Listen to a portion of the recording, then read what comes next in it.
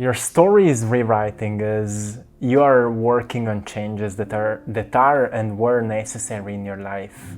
You're now nurturing more self-love than ever before, and therefore your season of immense blessings is beginning.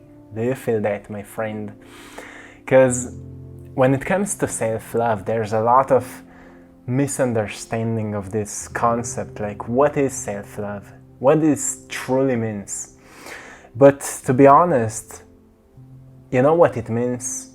It means that you firstly gain a deeper and more truthful relationship with yourself. So when you ask yourself, what do I need? You can sense the answers of honest and generous needs that you have for yourself. Those are emotional needs, those are mental needs, those are physical needs in a sense of self-care. And when you come to those answers and you start providing what you've experienced as a sense of a need to yourself, you start providing it emotionally. Like, for example, when you feel a lack of love, or when you feel a lack of care, when you feel a lack of any kind of emotional connection, think about how much you're providing this emotional connection to yourself. How often you say to yourself that you love those parts of yourself, that you love your talents, that you love your uniqueness, that you love your gifts, that you love your resilience, that you love your strength, that you love your whatever. How often you say that to yourself? Because once you start appreciating more of the parts of you that make you a good person, that make you an authentic being, a creative, let's say, human, you will notice that actually there's a part that's already perfectly well. I'm just not paying enough attention to it. I'm just not nurturing it enough. That's why I'm lacking love. Right? Love is not coming from another person, even though it comes when we unite on that loving, caring frequency. But the true love actually comes from within, when we start appreciating those parts of us that make us unique. And the whole part of self-awakening comes from nurturing and appreciating this part of us that makes us unique. And we start letting go of the programs that make us unauthentic, that make us acting and behaving without our conscious will.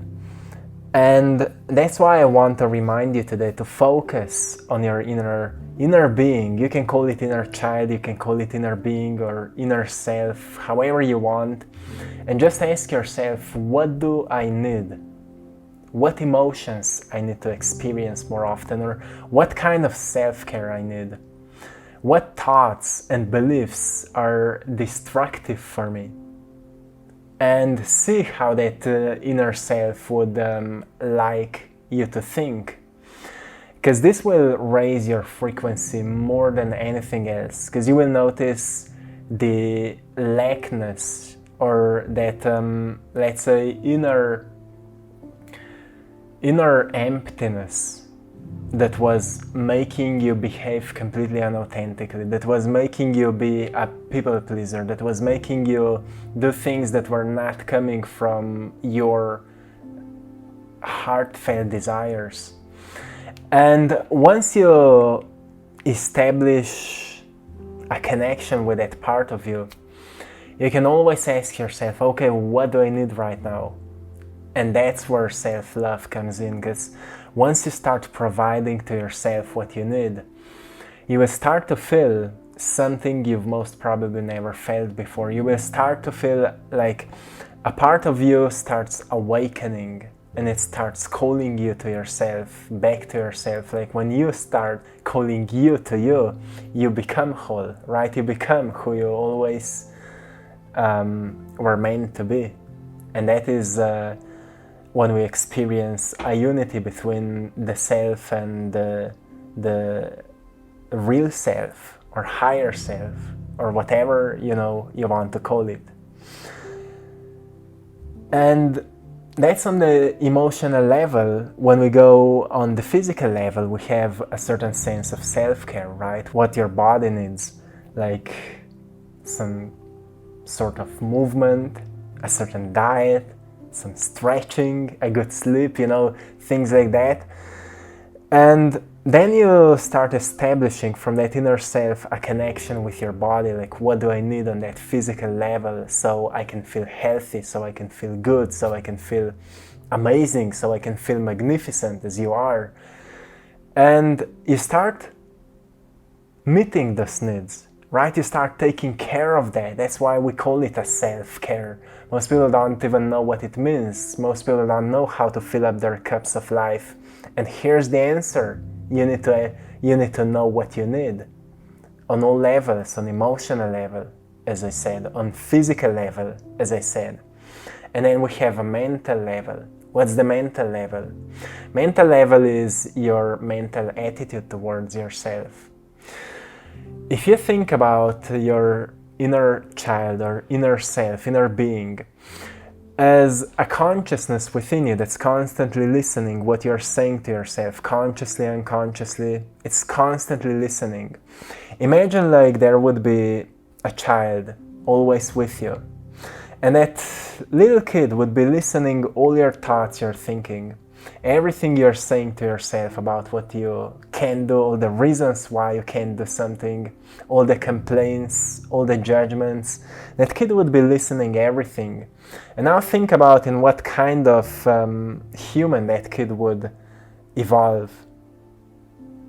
And when you think about yourself, you may notice, well, that's why I am the way I am. I'm constantly throwing these hard thoughts into my consciousness. I'm constantly thinking about that. I'm constantly saying those words that are not even mine, and I'm not even trying to change that.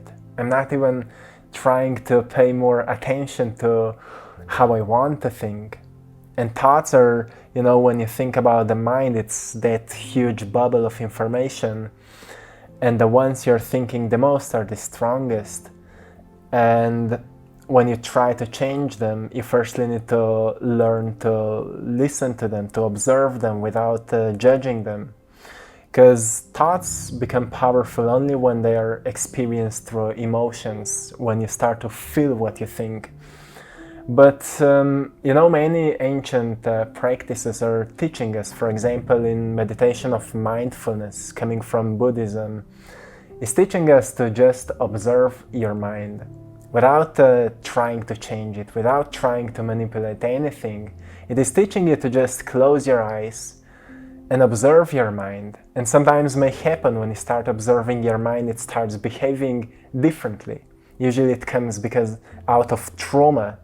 Like, for example, when you have a cat or a dog, and while you're observing that cat or dog, it's behaving quite well. But as soon as you take your eyes off that thing, it goes crazy. It starts doing all kinds of things, right? It usually happens to your mind because most probably if you've been through something traumatic as a little kid, you've developed certain behaving patterns that helped you to not be exposed to certain anger. You've developed a certain way or a certain set of behaviors that protected you from triggering somebody.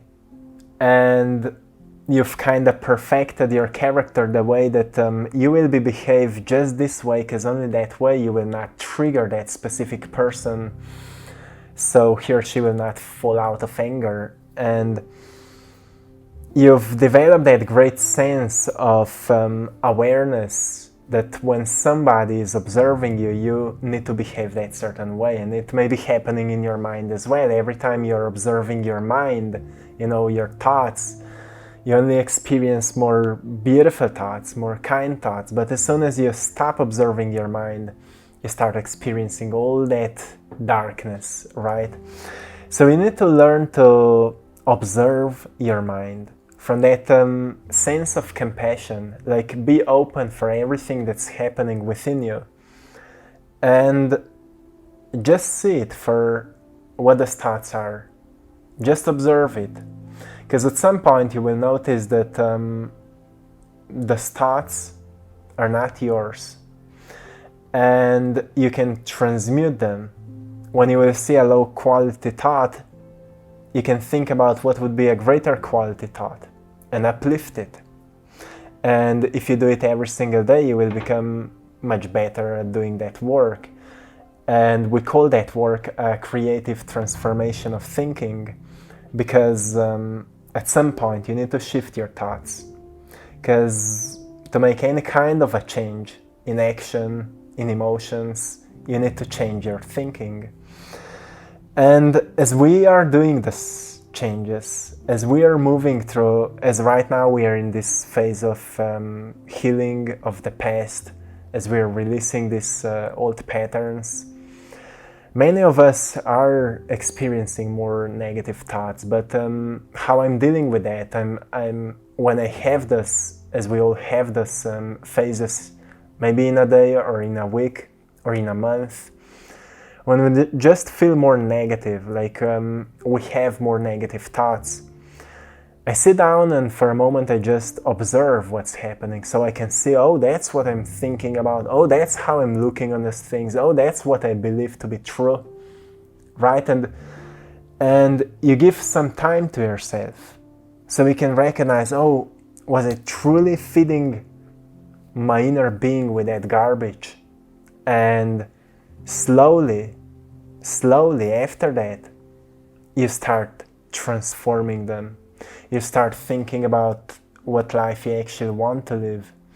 And you start making a new blueprint for your future that will be made out of greater quality of thoughts. And that is a deep work. It's not an easy work, but it's a necessary work for anyone who wants to awaken deeper senses and who actually wants to create better results in your life in a sense of manifestation.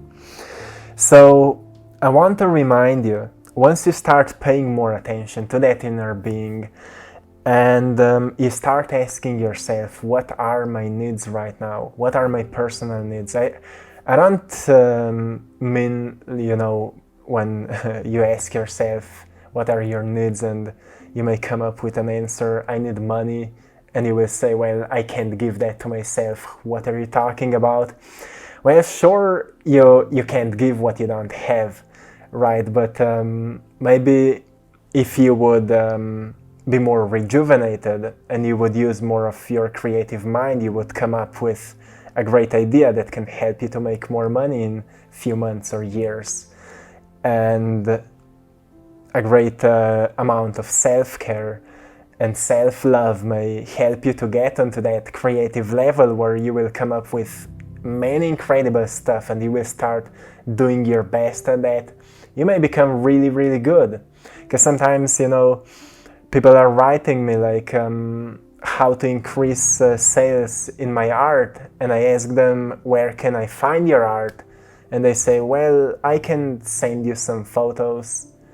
And I say, well, if you don't have at least an online store or a certain platform where people can go there and buy it, how can you just wish that people will buy your things, right? You need to do your best at exploring the possibilities, at studying the possibilities, and then practicing all kinds of ways that may find you in sense of information, in sense of knowledge, and acknowledge yourself, right? That's what it means to be acknowledged. Acknowledge yourself with what is finding you, with possibilities, because you will notice that you're living in a world that is offering you abundance in all the ways, but you're not grabbing it because of unknown reasons. And unknown reasons are those reasons that you will find in your mind. When you start observing your mind, you will notice that that bubble was clouded with many dark clouds that were completely unconscious from your awareness. And I just want to remind you that slowly you need to become like a wind in that cloud and blow away the thoughts that are not for you anymore, that are not sustainable for you anymore, and are not helpful for your evolution anymore. And to become that kind of a wind, you just need to become awareness, observing that cloud of thoughts, and slowly start transforming them into a greater quality thoughts. And you know what's best for you. And I want to also remind you that distractions are killers of desired life.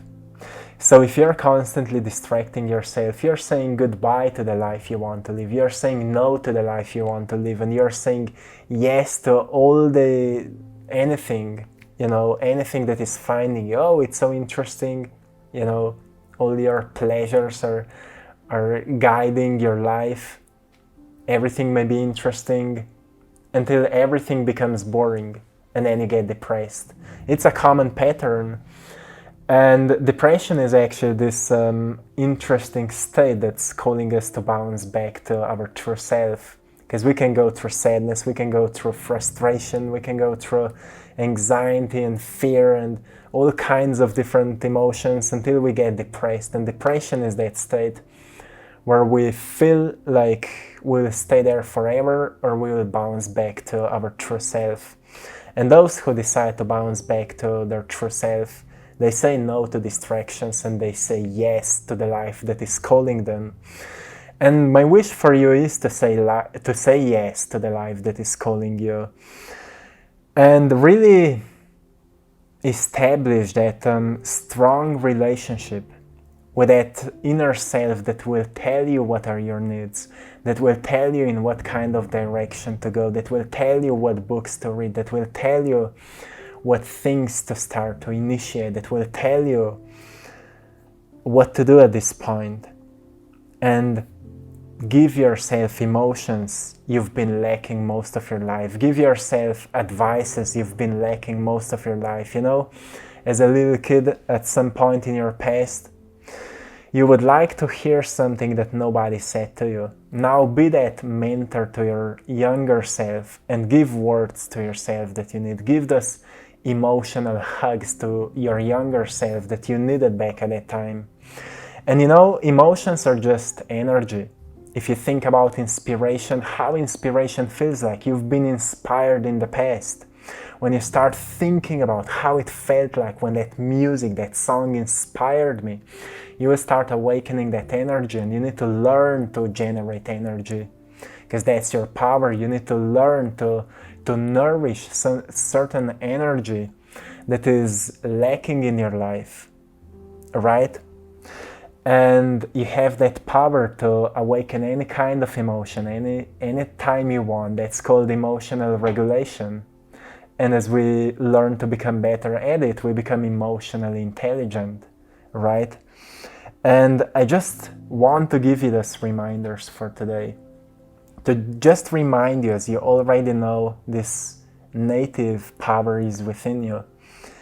And it's up on you, what will you do with it? But it is your responsibility to decide how you want to live your life and who you want to become as the byproduct of today's challenges, of today's whatever is happening. Expect many great breakthroughs.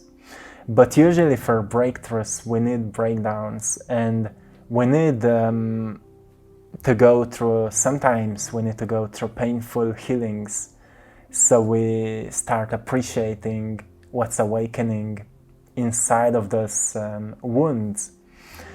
And I'm wishing you to find grace within your beautiful heart as you're moving through this phase.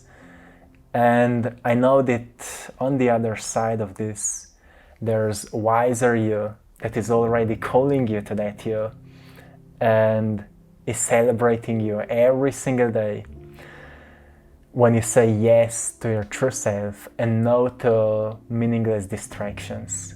So my friends, I'm sending you all much love, blessings and power. I hope you've enjoyed in today's painting. The name of today's painting is The Spirit Guide. It was a commission work for a wonderful cause, a beautiful project.